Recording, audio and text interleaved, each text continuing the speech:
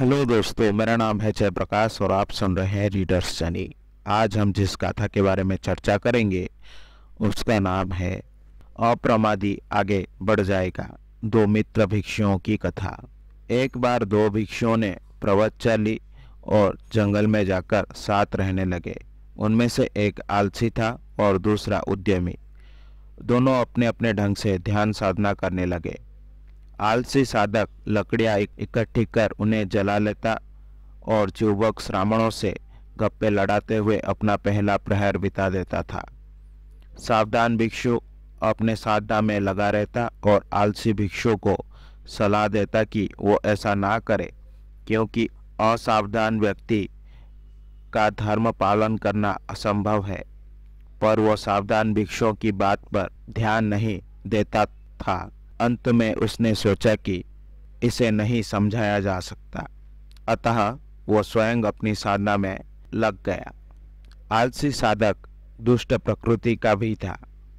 जब सावधान साधक साधना की समाप्ति कर थोड़ा सोने के लिए जाता तो उद्धत आलसी साधक उसके पास आकर कहता, अरे ओ आलसी साधक, साधना करने हेतु वन में आ गए हो और यहाँ सोकर व्यर्थ समय गवा रहे हो। बुद्ध के कर्म स्थान पर आने के बाद सावधान होकर साधना करनी चाहिए। सावधान साधक को तो इस प्रकार कहता था, पर स्वयं दूसरी ओर जाकर सो जाता था। सावधान साधक थोड़ी देर विश्राम कर पुनः उठ जाता तथा तत्पर होकर एक बार पुनः धम्म साधना में लग जाता था। इस प्रकार निरंतर अभ्यास करते हुए सावधान साधक कुछ ही दिनों में अरहंत प्राप्त कर गया।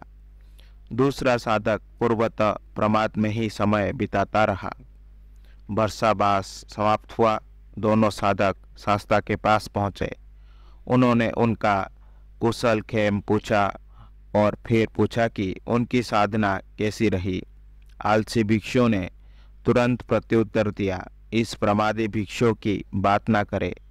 इसने तो अपना पूरा समय सुख से लेटकर सोते हुए बिता दिया। शास्ता ने पूछा, तुमने क्या किया? मैं रात्रि के प्रथम पहर से ही आग जलाकर उसके पास बैठकर साधना करता रहा। मैंने पहले दिन से ही साधना प्रारंभ कर दी थी। शास्ता समझ गए कि वो झूठ बोल रहा है, अतः उन्होंने कहा, अरे तुमने तो जरा सी भी सावधानी नहीं बरती और असावधान होकर साधना की और उल्टे सावधान उपासक की निंदा कर रहे हो कि उसने अपना समय व्यर्थ असावधान पूर्वक बिता दिया। तुम प्रमाद की तुलना अप्रमाद से कर रहे हो। ऐसा कहकर उन्होंने ये गाथा कही। प्रमाद करने वाले में अप्रमादी, अज्ञान की नींद में सोते रहने वाले लोगों को प्रज्ञान, अवचेत, अति सचेत, जागरूक बुद्धिमान व्यक्ति पीछे छोड़कर वैसे ही निकल जाता है जैसे शक्तिशाली तेज दौड़ने वाला घोड़ा दुर्बल घोड़े को पीछे छोड़कर निकल जाता है। आशा करता हूँ कि आपको ये गाथा अच्छी लगी होगी। अगर आपको मेरी वीडियो पसंद आई तो इसे लाइक करें और शेयर करें और ऐसे वीडियोस देखने के लिए मेरे चैनल को सब्सक्राइब करें।